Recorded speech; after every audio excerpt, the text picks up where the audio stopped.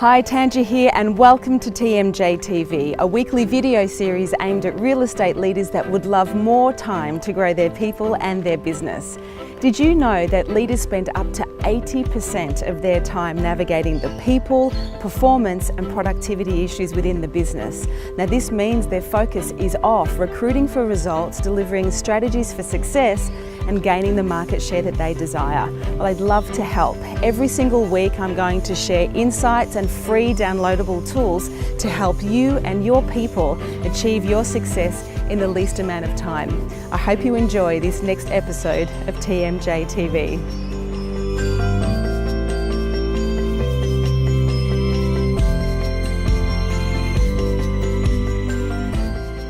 Hi, Tanja here, and I am very happy to introduce our next key leader of influence who back in 1970 on a Friday left school at 18 and on the Monday started work in real estate. Fast forward 2 years, he launched his own business. It's Mr. Philip Webb, who likes to be called Phil. That's exactly right.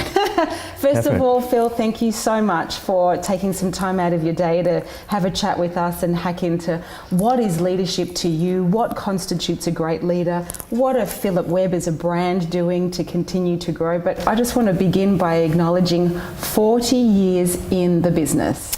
There you go, 46 years I think it is. 46 years now, Yeah. Okay, well yes, started at a young man at 18. Why real estate? Look, I always wanted to have my own business, even going through school.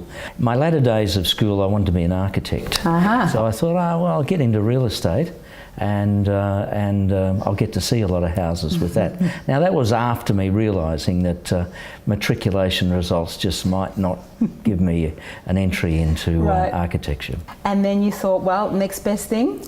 Go and Real sell estate. these things that I love. Exactly right, yeah. And so you've had a pretty swift journey though. So you left school and then started real estate and then 2 years learnt the ropes.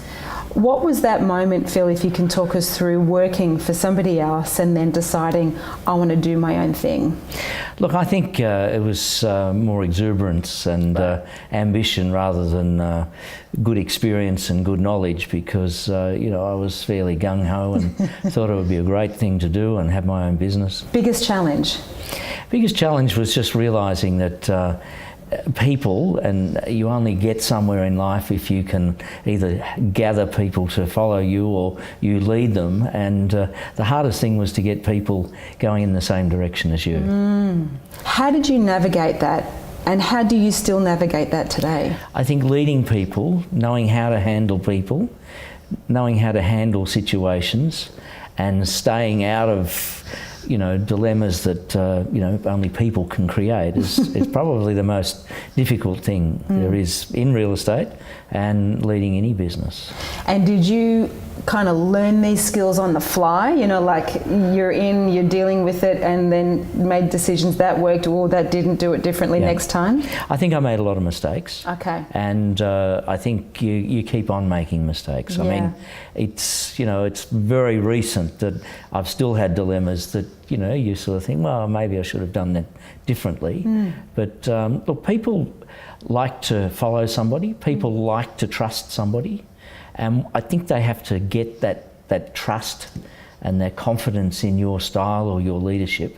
And once you do that, they will follow and they will go with you. And that's been a big important part of our team. And so how have you kept that going? Well, I think the best thing we did was we really developed a strong family culture. Right. And our business became a family. And we did a lot of things, a lot of fun things. Statistics show that when people are having fun, they're more open to learn, they're more open to enjoy, and we don't sweat the small stuff so much. No, I think the other thing we've had is, people make mistakes, and everyone is allowed to make mistakes.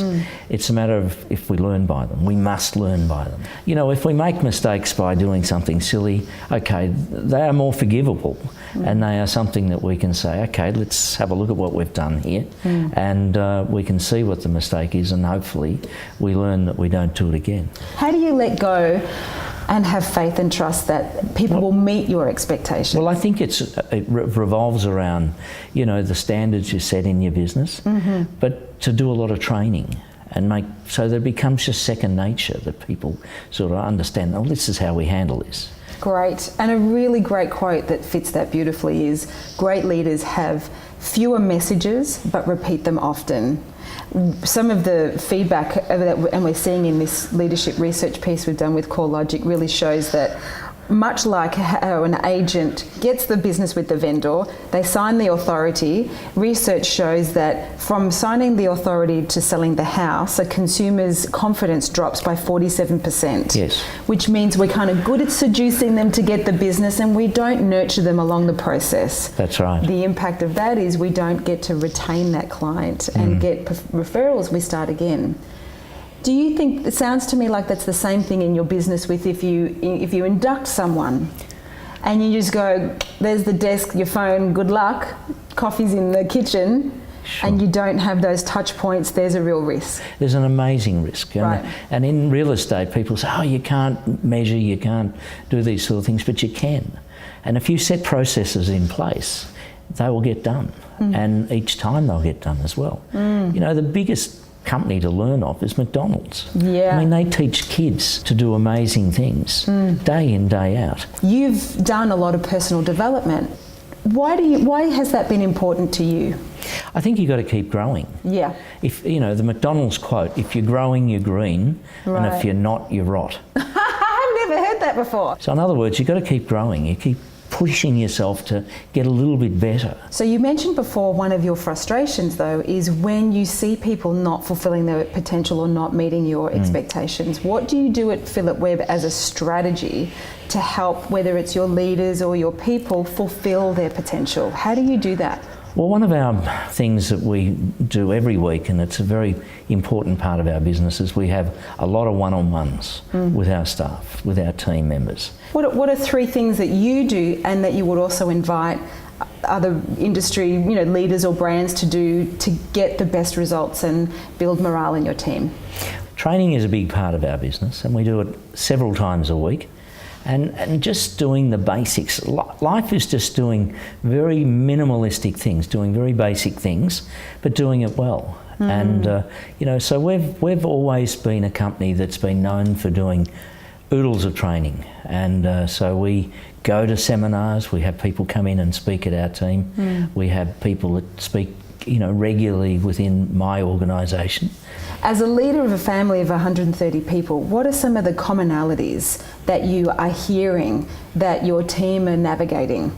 Distractions in life. Okay, so personal stuff. Yeah, family issues. Right. Family situations. It's just normal life stuff. We get flat sometimes. We have a week that it's just not a great week, so staff don't, the guys don't do as much as they should have. So it's a matter of keeping people positive. It's a matter of catching them doing good things and encouraging them to do more of it. How do you pep your people up? Take an interest in their successes and say, well done. Our research is showing that there's 5 languages of appreciation, and the number one thing that people want is a good old-fashioned thank you, or some feedback. Well, I'm very old-fashioned with a lot of things I do, and one of the things I do a lot of is write cards. Yeah, beautiful. Just a little permanent reminder. I'm doing a lot more emails these days than I ever have in the past. Do you tweet? I don't. But good old-fashioned, I'm with you, Look, Phil. Just write them what you're thinking. Yeah. And just say, great work, well done. I was very impressed with. And people go, wow, and they keep it. What do you think constitutes a great leader? What are the qualities? I think they set a great example. Okay. Good leaders.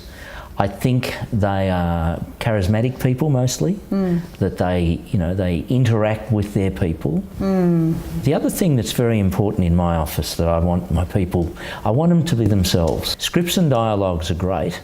People that naturally feel that way or are able to emulate that or show that are the ones that are going to get people on side. I agree.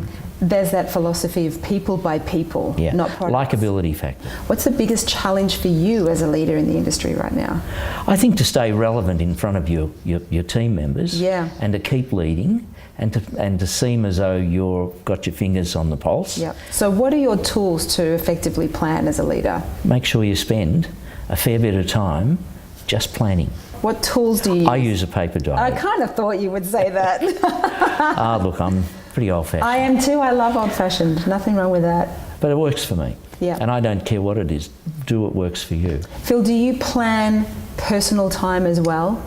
I think a leader's got to find himself and find his life so that it works. And working for him means it's going to work well for his people. But it's important that a good leader finds time to plan. And so that they take an afternoon off and they sit there and they think about issues that are in front of them. Who inspires you as a leader?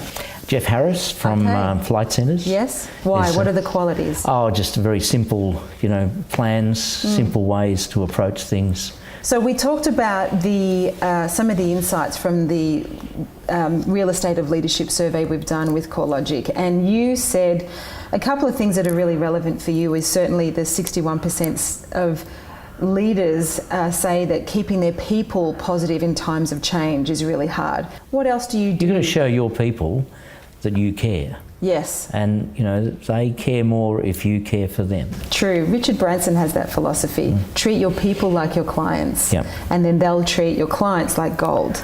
I read in your bio that you really love to focus on the future, which I think is a great quality of a leader. Well, you've got to look for opportunities. And life is being, more successful. If you're going to be successful, you're usually more successful at seeing the opportunities. Yeah.